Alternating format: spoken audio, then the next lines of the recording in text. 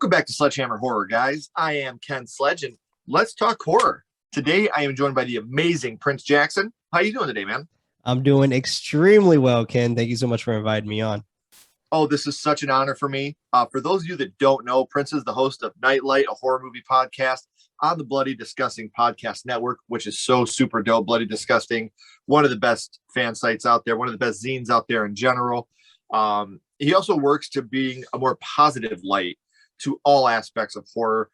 Besides the podcast, he's also a father and a husband who enjoys spending time with his family, which is just as important, if not way more important than anything we do here in the horror world. I'm a father as well. I know how important it is to spend that time with your children. But before we get into that, I would like to talk about the podcast a little bit. And the great thing about this, you guys don't have to look for it because all you gotta do is scroll down a little bit right here to the description. There it is. Click it. You can check the podcast out as well. So what can you tell us a little bit about the podcast, Prince? Yes, absolutely. Definitely click that link. But I could say a little bit about is that mainly we are on like a discovery of why horror. So we celebrate horror. We don't really bash films and things like that. We do completely spoil it though, so movies are completely spoiled on our podcast. So like if that's something you're not into, or if maybe you want to watch it ahead of time or something like that, we might not be the podcast for you. But we do break it down scene by scene, which is why we spoil the podcast or spoil the films, excuse me.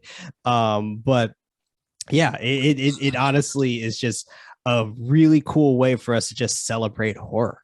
And that's our main concept, is that we just want to celebrate horror, whether we like it or not. Like, we just want to celebrate it. And one thing I love about what you just said is I'm the same way. I don't bash film. Like, there's films that I'm not a fan of. And I'll tell you, look, I'm not a fan of it. But the thing is, if somebody's out there making art, I really hope that there's an audience for that art. You know, like, that's just the thing. Even though it's not for me, I hope there's someone out there enjoying it. I would never want anything to fail. Even The Exorcist 2 is very, it's my least favorite movie of all time. But I know you guys got enjoyment out of something. I didn't. So that love and respect I have for you grows exponentially. Like my buddy in 1988, way, all about positivity. Horror is one of those things where it's the most tight-knit community and everybody pulls for everybody. Successful. We want to watch your eyes get ripped out, but we love you. That's the great thing about horror. And absolutely, it's fun. Podcast is something that even other YouTuber on a podcast network, people often look at that as not a real job and not a real way of life, but the work that goes into what you do, I don't think people completely understand and grasp all the research, all the behind the scenes things that go on. Now, I don't want to put this in a negative light because I know that's not my life. What would you say the hardest part of KnightLight is? The hardest part, honestly, is the time it takes to watch a film. And like one film, for example, we try our best to get films that aren't really past the 2-hour mark that often. Like, for example, everyone wants us to cover The Empty Man, and I'm like dreading it because The Empty Man's almost 2.5 hours. So the reason behind that is because for me to watch an 1.5-hour film, and I'm going down scene by scene, rewriting the whole plot of the film, that usually takes me about 5 to 6 hours just for an 1.5 hours. So I dread having to add another like hour to that runtime, because it's just like that's probably going to be another 4 hours on my schedule. So it's it can get pretty hectic on that end, and that's probably my least favorite part is initially that.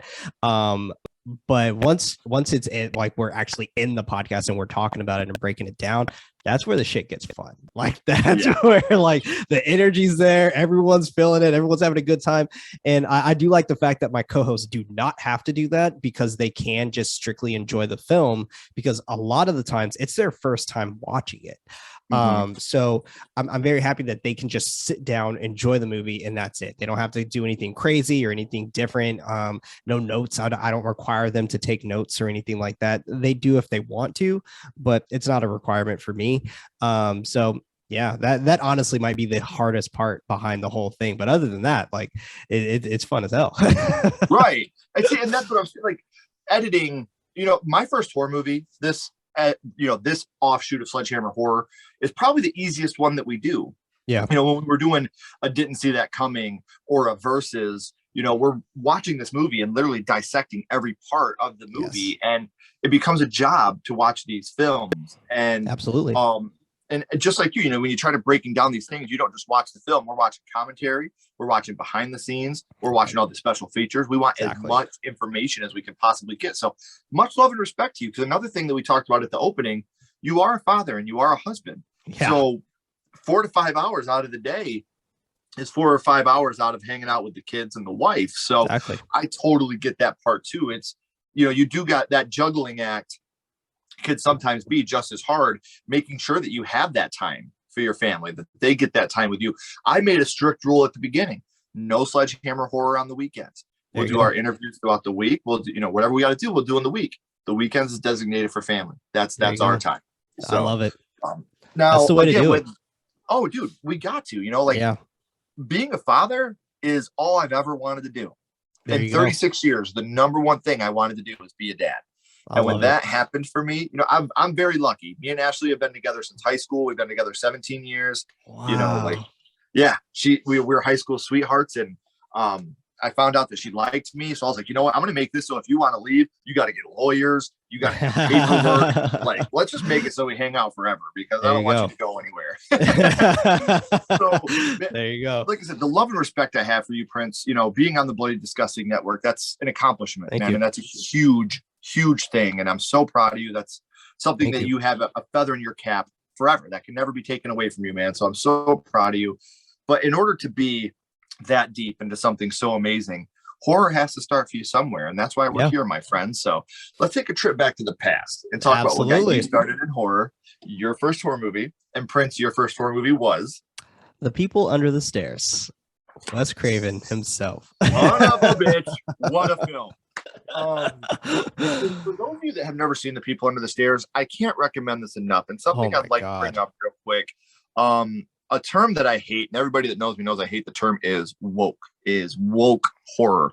Now, what I want to say to you guys is this movie was made in 1990. I want to say 89 or 90. I want to say 90. I want to say 92, maybe. Yeah, I was looking for it on here. It's right around that era. And if this movie was made today, this would be considered a woke horror movie, because it is about social injustice, and it is about poverty lines and things of that nature. And where that brings me is, you could say the term woke for woke horror or whatever you want, which again, I can't stand. The shit's been going on since at least 1990. We could go back to George Romero's 1968 Night of the Living Dead. We could go to Tales from the Hood. It's so many like lines we can definitely go through for sure. Like, it's honestly, it's been a kind of in the background in some ways, massaged into horror. So it's just the whole aspect of woke horror. It's not real. Like there is no such thing. It's always kind of been in the back mold to let you know, like, hey, it's right here. Like, this is what I'm doing, and this is what's happening in the times, to reflect that in this film. So yeah, you hit the nail right on the head. Dude, no, exactly what you just said. And the thing is, that's what I love about horror. And I've said this so much. Like, horror has always been ahead of the curve when it comes to, and I can say woke because that's stupid, but when it comes to social issues, horror has always been ahead of the curve. Whether, like I said, 68's Night of the Living Dead. I mean, you look at the 70s and 80s, they coined the term the final girl. The girl came out and kicked the shit out of men to show that women are not, this submissive gender. They are just as powerful as the men that are trying to attack them. So horror has always put, in 1968, they cast a black man to save a white woman, which was very controversial at the time. And George Romero's like, I don't give a fuck. This is the best actor for the part. This is what we're doing. So that's what I love about horror. And even to this day, horror is the most inclusive genre. It doesn't matter if you're black, white, Christian, Muslim, gay, straight, Republican, Democrat. The minute you're like, hey, I love Nightmare on Elm Street, I'm going to be like, welcome to primetime, bitch. What do you want to talk exactly. Let's go. So that's what I love about horror, the inclusion of everybody and tearing people's eyes out, like we just talked about. Right. So do you remember about how old you were the first time you saw the people under the stairs? Oh yeah, absolutely. So I was around kindergarten, so I was around 5 or 6 when I first watched the people under the stairs, and it was because of my brother. And my brother is 7 years older than me, so love him already. Exactly. So like he would try to do these things where he would try to scare the fucking shit out of me, and sometimes it would work, but like the people under the stairs, it was just something about it that really shook me to my core. Yeah. And it was the fact that like when I first initially saw the fact that all these people were living inside the walls of this house, and it scared the shit out of me. It reminded me of abandonment. It reminded me of honestly just neglect in general, and it was just such a harrowing thing for me personally to watch this. But what really made it stick for me was seeing Fool. And when I saw Fool, I was just like, oh, wait a second, like he's me, like he looked just like me. And like for me, I was just like, damn, I'm like, that's interesting, like I haven't seen that yet. And like usually, because at this time I was also born in the 90s, but at this time the films that I saw that was kind of like Black representation in general were usually kind of like these hood movies, so like Menace to Society, Juice, Boys in the Hood, things like that. So that's what I got as nourishment when it came to my culture. And seeing this kid who grew up in the projects, and I was just like, oh shit, like this kid's from the hood and he's trying to make this lucrative, I guess, experience of trying to take all this money, and he's trying to be like Robin Hood. And it was like that's honestly the blanket of this story is it's Robin Hood. Like it's Robin Hood. He's trying to get this money so he can pretty much save his mom, and it's just a absolutely beautiful conditioned story. And when I watched it at such a young age, I just wanted to watch it again. And my brother was just like, you're not afraid of this movie? I was like, no, I'm absolutely terrified, but I want to see it again. Like, I want to see why he's doing this. Like, I now that I know where all the scares are, like, I want to see that. I want to see that again. And it wasn't until I was maybe in middle school is when I watched it again for a second time. And I, you know, now that I was older, I was like, okay, I think I understand it a little bit more. I'm still a snot-nosed kid. So it wasn't until high school and then college is where it really solidified, where I was just like, this movie, like, fucking rules. Like it is telling so much, and it's massaging so much into my brain that I genuinely want to learn more about this. And that's when Wes Craven became one of my favorite directors. And it was just something about the way Craven, and I just want to see everything from it. I was like, I want to go back so deep into Craven knowledge, and from the Last House on the Left, which came out in the 70s, and how he very much took advantage of that last little piece of non-censorship that the 70s allowed.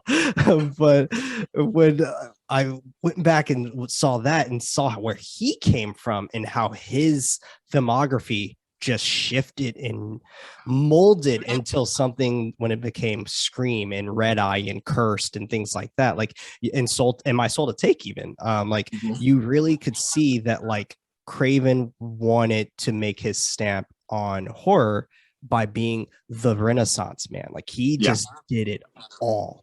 And honestly, the only other person I can see who kind of has that same type of flair is Carpenter.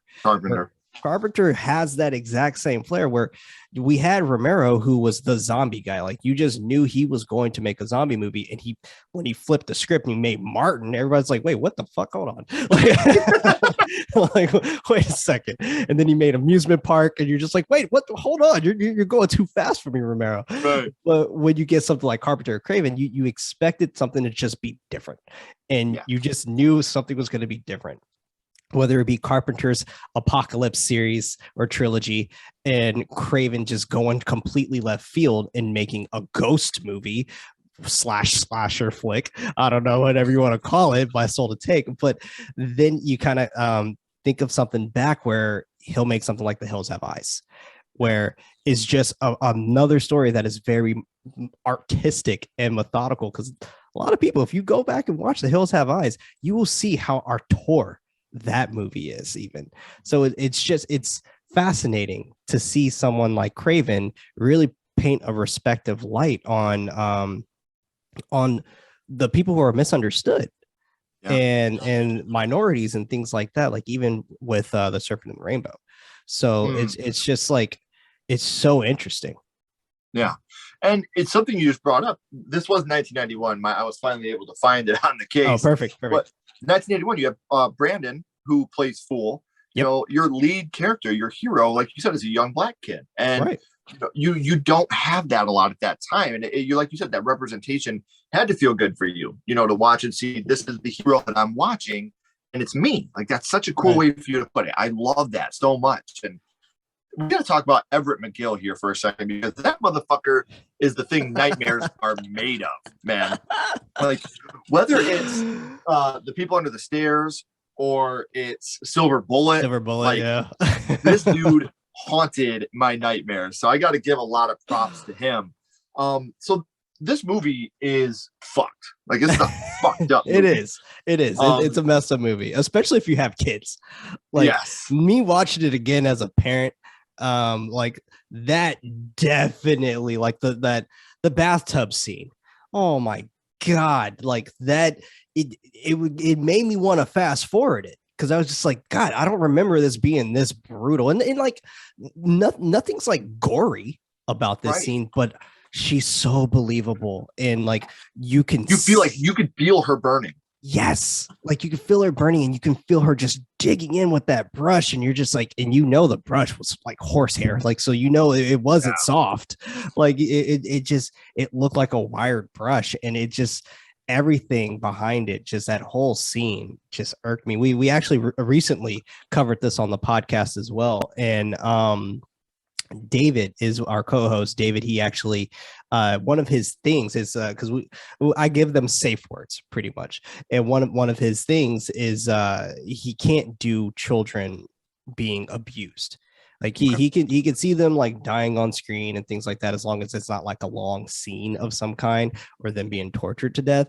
And I warned him. I was like, hey, like, just a little heads up, like, there is a pretty intense like bathtub scene, but I actually find this scene to be extremely important in this movie. But just a heads up, because it was his first time watching it. But the reason why I say this scene is so important is because you really got the monstrosity behind these people. And you really like seeing them. At this point, you still think they're husband and wife. Right. You still think they're husband and wife, and this is their daughter. And they're going to do this to their daughter? What the fuck are they going to do to mine? Right. Exactly. So I agree with you. It's such a powerful scene. And there's so much, layers to this movie that you could peel back. And like, one thing, it's almost slasher-esque when you have Everett McGill's character, who is just known as brother and sister, don't have names in the movie, which I think is also super rad. Yep. When he's in the bondage suit and he's running around with that shotgun, like, that is another thing that scared me so bad as a kid. So fucking scary. Like, if someone were to come out on me now wearing a bondage suit with a shotgun, I mean, a shotgun in general, but still, like, in a full thread of just bondage, and I would be like, what is your intentions? Like, I don't know what's happening. Give me Jason. Give me Michael, please. Please give me someone in a jumpsuit. Like, I would take that any fucking day. But God damn it, like, it was a particular film that also reminded me very much of The People Under the Stairs, which, and bear with me on this, but is Attack the Block.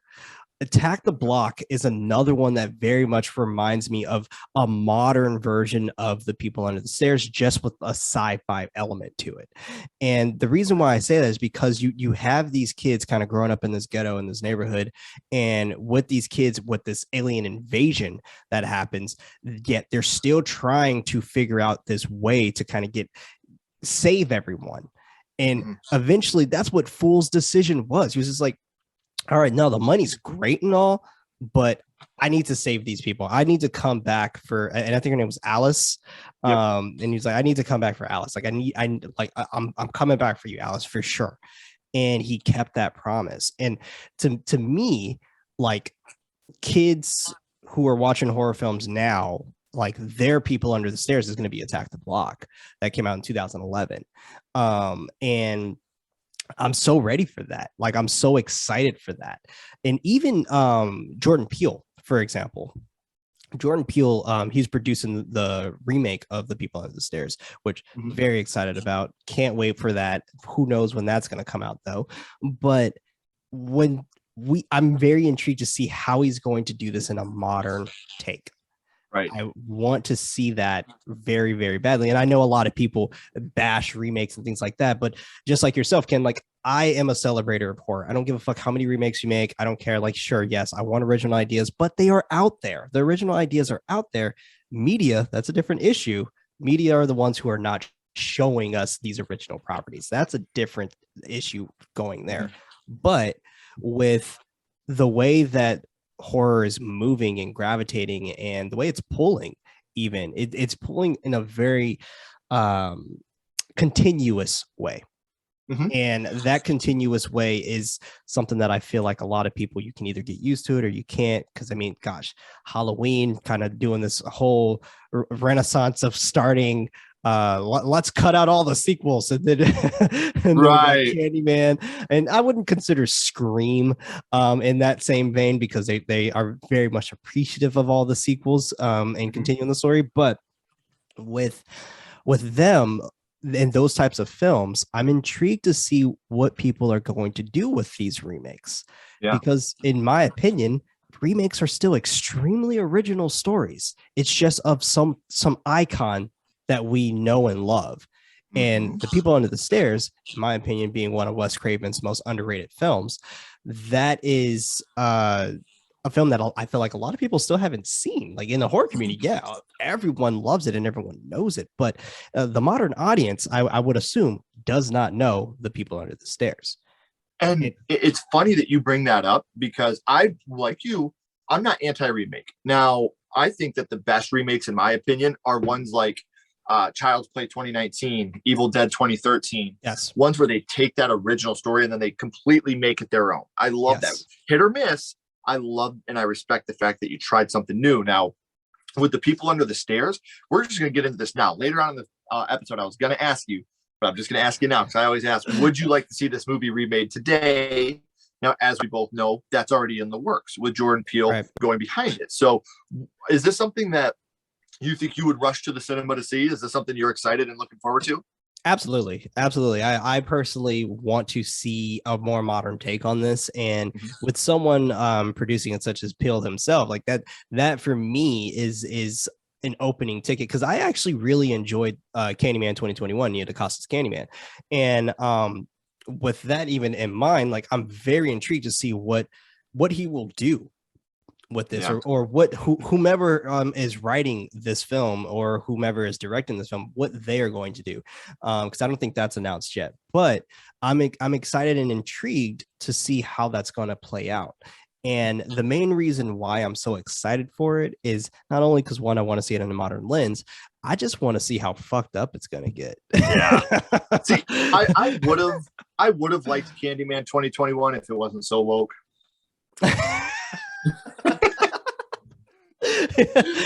Says totally literally everyone. that right there, honestly, of all the movies that are considered woke or whatever, that one makes me laugh the hardest. Like, the people that are like, oh, I would have liked it, but it was woke. I'm like, have you seen the original? Like, have you ever seen that one? Like, give me a fucking break, come dude. on. That's like going to Taco Bell and being like, wait, I would have ate here if had I known they had tacos. You know, like, come on, man. Like, give me a fucking break here. Absolutely. Like, I'm intrigued. Another thing is, I'm really excited to see who they get to play brother in this movie. Oh my God. Filling Everett Mcgill's shoes is going to be very hard. Like, okay, I got a person I would love for them to play brother. I would say Plemons, the guy who played in Breaking Bad. Okay. Yeah, and I feel like God, what's his first name? I'm blanking out on his first name, but Well, the his thing last about him is he's dark, Jesse he's Plemons. scary, but the thing is, like, you have the scene where he thinks he killed Fool when he shoves the bayonet into the wall and he kills the dog, and Right. he's so celebratory. I got him! I got him! I got him! I got him! I got him! That's You know, true. like, and it's like he can pull that off, like that flip so quick of being a dark, scary guy in a bondage suit to a joyous, almost like infectiously joyous guy that's dancing and singing about murdering a young boy. You know, so it's like to see who they could recast that. We just had this conversation the other day, talking about the original Friday the 13th. Would you like, because I know we've had a Friday the 13th remake, but I would love to see an original Friday the 13th OG Mrs. Voorhees remake with my girl Kathy Bates as Pamela Voorhees. Come on. You know, like, think about, Kathy Bates from Misery pulling off the, Mrs. Voorhees. And if someone tries to run from her, we've seen The Water Boy. When his daddy Huito comes back in town, she can chase you down and tackle you. So I would love to see Kathy Bates play Mrs. Voorhees. I would pay a stupid amount of money to see that. I'm into that. Honestly, I would as well. I would easily pay money to see that. That for sure would be amazing. But yeah, I can see Jesse Plemons doing it as well for playing brother or man. And I'm thinking who can play Fool. Yeah. Because I personally, I would love for them to keep that same age, but like I was thinking maybe the kid from The Shy. I'm blanking on his name too, but he also played in Moonlight as well. He played the first sector of Moonlight. Let me see what this kid's name is, because I feel like he would probably be all right. I think you do have to keep it a young African American kid, because that's the whole point of the story. Is mom and dad, or brother and sister, are they're trying to get all the people out of the projects. They're trying to kick all these people out of their homes so they can bulldoze them down and open up higher class white neighborhood. And that's what the whole part of the story is. We're taking from the poor in the black neighborhood so we can tear it down, get them out of here, and build it up proud and white again. They're going to make the projects great again. So like, that's one of those things that you have to keep it.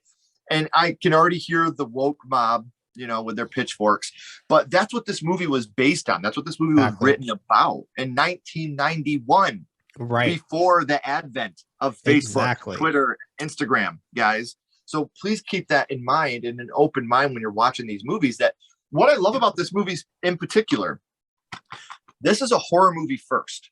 The message is there.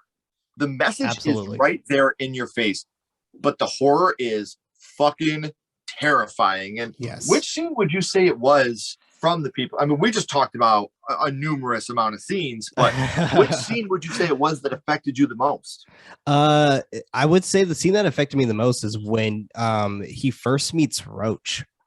When he first meets Roach, and that whole thing of how Roach can't talk.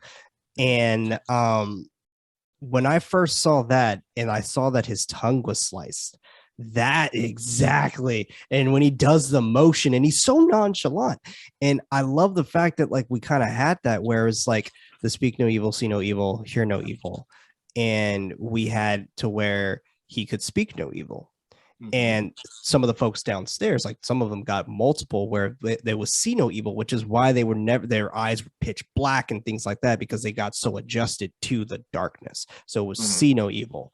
And you even had some that couldn't really hear, so they had the mask on their heads, and that was hear no evils. And those scenes particularly terrified me, and I wanted more of the stare people. And I wanted even more of the Stairmaster, which was the one with the long hair. Like I wanted more of them. And like, granted, we all know, like, yeah, don't show your monster, don't show your big baddie until the end of the film and third act or whatever. But I wanted more of them because I loved the way they interacted and had so much emotion with just grunting and moaning. Gave so much emotion. Like, you knew when they were scared, you knew when they were angry, and you knew when they were, more importantly, you knew when they were hungry. Right. So And I love that. everything in that basement is the things hell is made out of. Oh my God. And like you find out that Roach got his tongue cut out because he talked back. Yes. He's a kid that talked back. Yep. You know what I'm saying? Like they always looked for the perfect kid, and you see all these kids. And there was actually a longer cut of the film that had a lot more that happened with the people under the stairs, and we'll talk about that once we're done filming. But right. There was a longer cut that had a lot to do with that, and I think that I would have loved to have seen that come to life. Me too. But I think that that's something that I think Jordan Peele in his brain, and what well, I'm getting way off topic here. I do love how you called it Nia DaCosta's Candyman. I respect the fact that it was labeled as Jordan Peele's Candyman. I really hope that someday we get Nia DaCosta making some original horror, because the cinematography and the direction of the Candyman 2021 is chef's kiss. You're right. It's phenomenal. God. And I love that, you know, they put Jordan Peele's name out there because it's a bigger name. Right. And whoever's directing the People Under the Stairs remake, I hope that we can get that same type of credit for them. Absolutely. But putting Jordan Peele's name out there, that puts butts in the seats. That's just a fact. So I do love that you brought that up, and I just want to see them in this one really dive deeper. If we get a big change in the film, that's what I'd like to see, a deeper dive into the, you know, especially the Stairmaster. Like you said, because in this first one, he was one of the scariest parts of the movie for me. Like when Fool goes down there and you see him trying to peek around that long hair. Yes. No thanks, I'm out. Oh my God. It was just something about them that irked us. And when they even come outside and they're like amazed by being outside again in years, like I'm surprised we didn't have someone in the crowd be like, oh shit. Like, you know, because like, it was so Put him back. Like, what did we do? Did we make a mistake? But it like, you know, the fact that like even then though that was also another beautiful allegory on the fact there's like you could see how poor these people are. Like they're so enthralled on catching this money flying from this exploding house that the people walking out, they don't care. You know, like that is besides them. And to be able to eat so fascinating. Now. Exactly. Like I can eat and some, and that to me, like that tells a better story of what Craven was trying to prove in this sector here. And it's interesting. Like it's really interesting, and we've seen Craven do some really interesting things with both the rich and the poor, and with the well off, because I would say Sidney Prescott was probably in the well off section, even though her house was crazy as fuck. It's like a really nice ass house, but like you still had this interesting sector, and that's a lot of people don't remember, is that Craven, when he wants to get nasty, he gets nasty. Like he knows how to get like real gritty on a film, because what a lot of people forget about Scream is that Sidney Prescott's mother was raped. Yeah, and that was a profound portion in that story, and not just raped by any old body, raped by Billy and Stu. And like that, like when he wants to get dirty, like he can, and he makes that such an like a pinnacle part. But his films are so kind of, they have this lighthearted take on them that people kind of forget that kind of stuff. Like we just think of like Scream being meta. We kind of forget of Billy and Stu. Same goes for the People Under the Stairs. People Under the Stairs is also very scary, but it's also fucking hilarious. Like it's a really funny slapstick comedy-esque type movie. Like with that in mind, it kind of makes you forget the fact that like this grown ass man is trying to kill this 13-year-old boy, because he's 13 on his birthday. Like trying to kill this 13-year-old. He's a man now. Bring him along. Like, you know, so you forget about that, and you kind of just like block that out of your mind, and like instead of saying like, holy shit, like this is insane. And then you also forget about the fact that all of these kids were kidnapped, and all of these children were missing children in the neighborhood. Like you forget about that kind of stuff because of how Craven weaves comedy so perfectly into his films. And it's funny because I've had people call this a horror comedy. I'm like, horror? Are you fucking kidding me? Then you go back and watch it. You're like, okay. There's some comedy to it. I'll give it to you. Right. But the horror to me is so much Oh, it's so heavier than what profound. Oh my God. so Yeah. good. It's so absolutely profound. That's a good segue here. We're talking about the comedy aspects of the movie, but obviously the scene that affected you the most was pretty dark, pretty deep. Yeah. But what would you say your favorite scene from The People Under the Stairs is?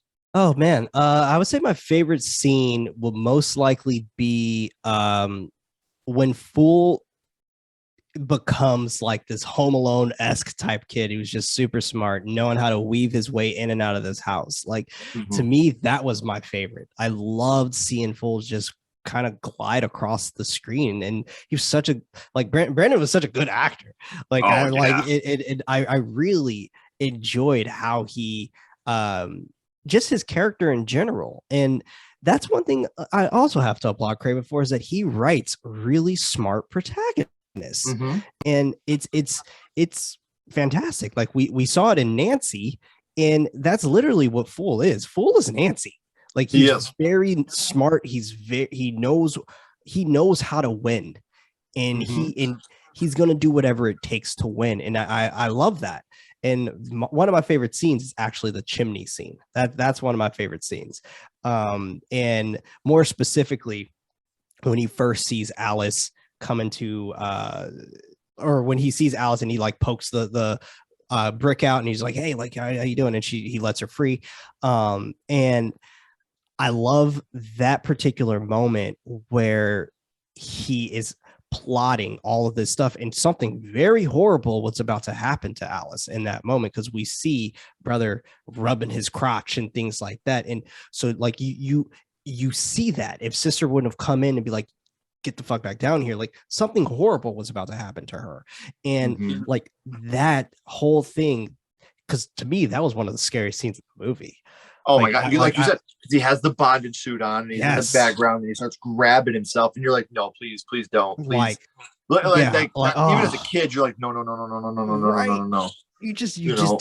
didn't want it to happen. And you were, it was scary. And like, I was just like, I remember when I was older, because I had to watch it a few years later, and I at this time I had a few Craven films under my belt, and then I remember I was like, whoa, like this is gonna be like Last House on the Left, like holy shit. And like I kind of forgot.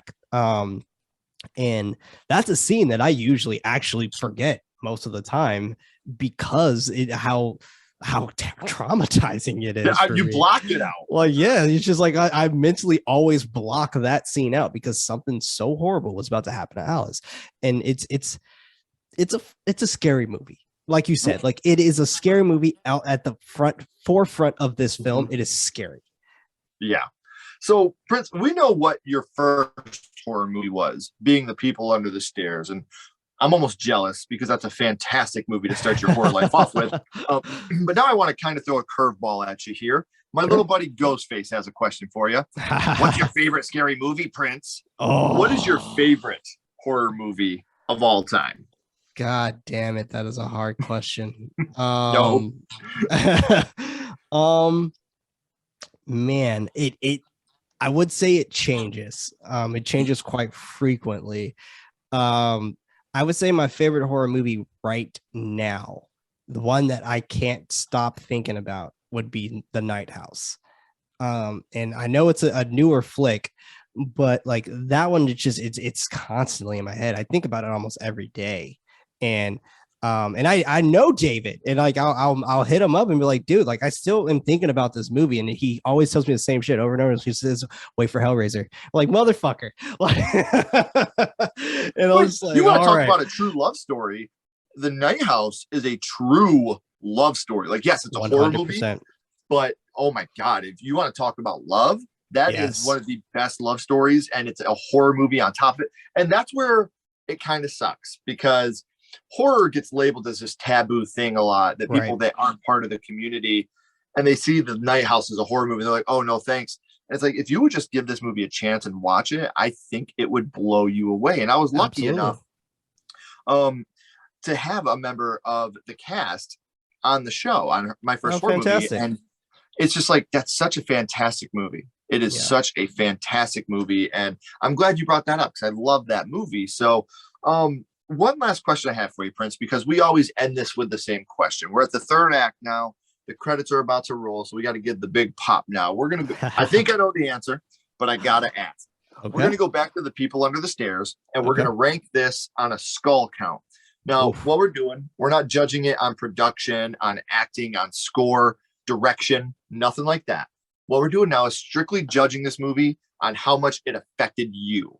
So 0 skulls being not effective, 5 being very effective. You can use half and quarter skulls anywhere in the middle. Okay. What would your ranking of The People Under the Stairs be? I would say, gosh, 9.5. 9.5 out of 10. This movie got me good, and it still gets me, and it's something that I constantly am excited about. I always tell people about it, and it's a flick that I also feel like isn't talked about a lot.